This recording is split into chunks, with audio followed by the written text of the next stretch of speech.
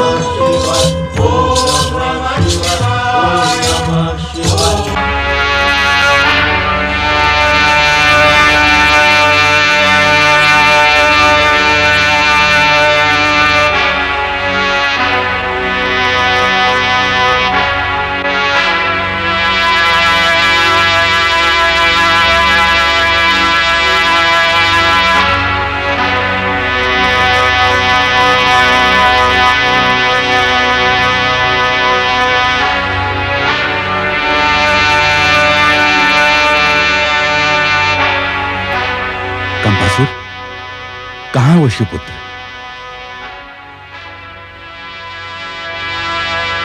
यहां तो कोई नहीं है।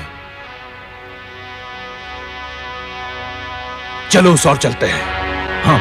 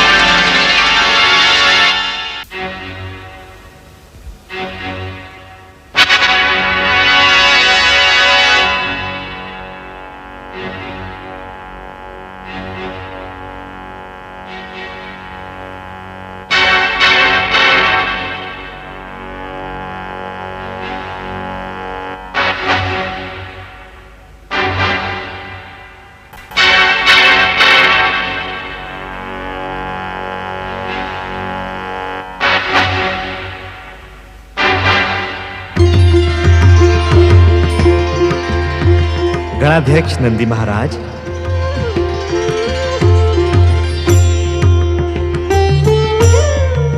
गणाध्यक्ष नंदी, शिव ध्यान में लीन रहते हुए आप कैलाश की सुरक्षा के प्रति सतर्क नहीं रहते? क्षमा करे परमदेव। श्री महागणेश, क्या मुझसे कोई भूल हुई है? यदि भूल न हुई होती तो हम ऐसा प्रश्न ही क्यों करते? मैं कुछ समझा नहीं परमदेव। शिव कृपा से इस संसार के हर रहस्य से आप परिचित हैं। ऐसा प्रतीत होता है कि नंदी महाराज के कारण दुष्ट तारकासुर के अभियानों से अब कैलाश भी सुरक्षित नहीं। मुझे इस प्रकार प्रताड़ित ना करे परमदेव। यदि मुझसे कोई भूल हुई हो तो मेरा मार्गदर्शन करें। नंदी महाराज, तारकासुर के 2 असुर कंप अकंप कैलाश में शिव गणों का रूप धारण करके सरलता से घूम रहे हैं। आप परम शक्ति संपन्न एवं शिवांश से जन्मे हैं। चकित न होकर उन्हें दंडित करें नंदी महाराज। जो आज्ञा परमदेव। ओम नमः शिवाय, ओम नमः शिवाय, ओम नमः शिवाय, ओम नमः शिवाय, ओम नमः शिवाय, ओम नमः शिवाय, ओम नमः शिवाय, ओम नमः शिवाय।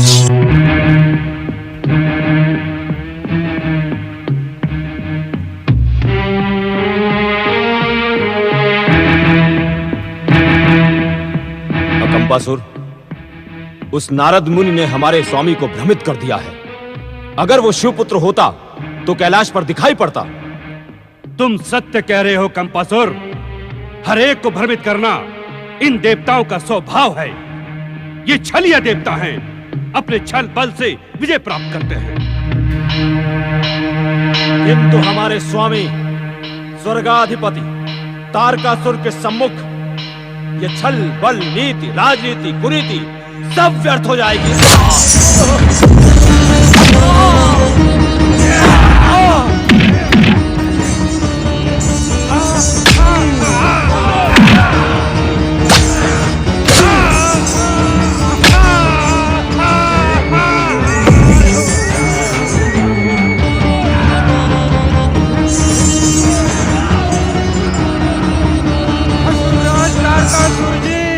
हमारी रक्षा कीजिए।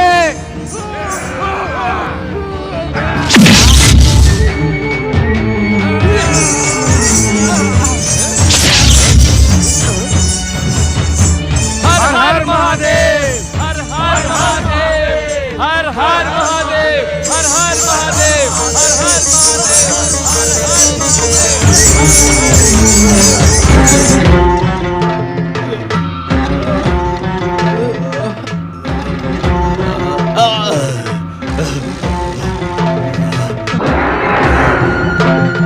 नारायण नारायण नारायण, श्रीमन नारायण नारायण नारायण।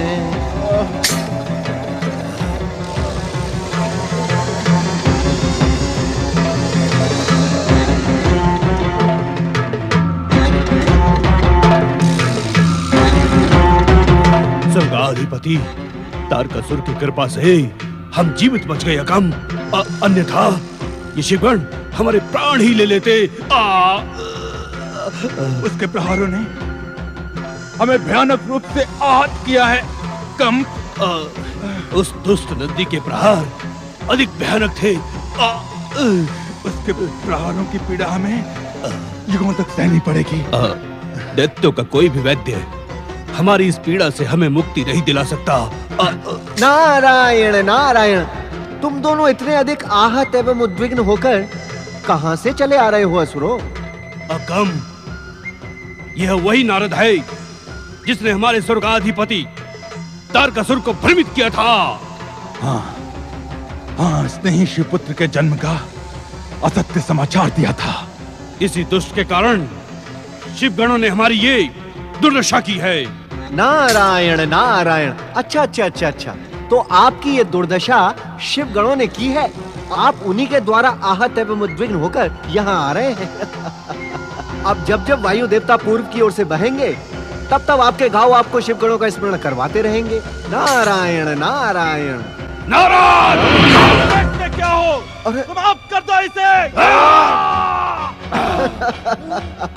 नारायण नारायण, तुम असुर, दुष्ट एवं हठी दोनों ही होते हो। शिव गणों के प्रहार से भी संतुष्ट नहीं हुए तुम।